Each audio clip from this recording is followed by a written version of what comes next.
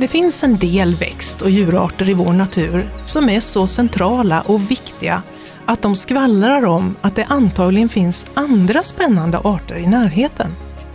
De här växterna och djuren kallas för indikatorarter.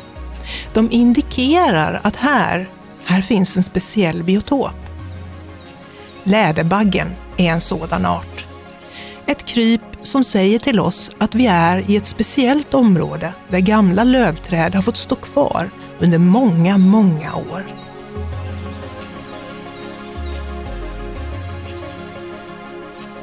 Läderbaggen lever som larv inne i ihåliga träd och livnär sig på mulmen. Det tar ju uppemot 250 år att få fram en ihålig ek. Och läderbaggen kan inte vänta. Därför måste vi hjälpa läderbaggen med sitt boende genom att helt enkelt härma naturen. Anledningen till att vi bygger mulmholkar är att det är som brist på gamla träd idag. Och framförallt ihåliga gamla träd. Så att de kryp som lever i de här gamla träden, de behöver hjälp. Och en mulmholk, det är en kopia av ett ihåligt träd. Det är liksom ett skal och vi har fyllt det med ekspån och eklöv. Så enkelt är det.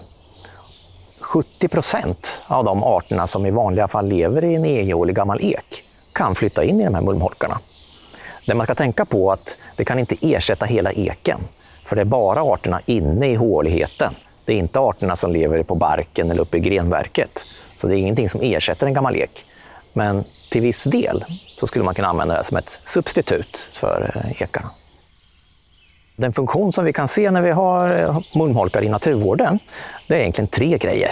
Det ena är att vi kan berika ett område som har brist på hålträd. Så man kan få upp populationen av de arterna som lever i hålträd. Det andra vi kan använda det till är att vi kan liksom bygga ihop områden som är för långa avstånd för arterna att förflytta sig. Då skulle man kunna säga att vi bygger vandrarhem på vägen. Så de kan liksom hoppa mellan vandrarhemmen då till ett nytt lämpligt område. Och den tredje som man kan fundera på, som vi inte har gjort än så länge, det är att man flyttar helt enkelt hela vandrarhemmet när gästerna har flyttat dit till ett nytt område.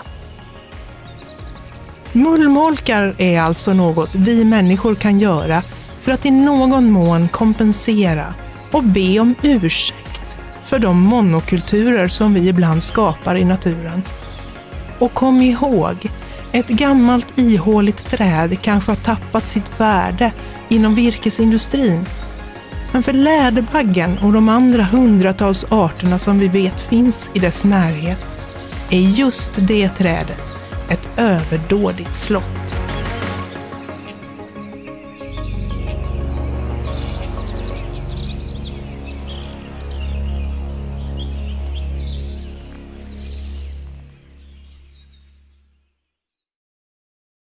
Producerad med hjälp av medel från EU:s LIFE-fond.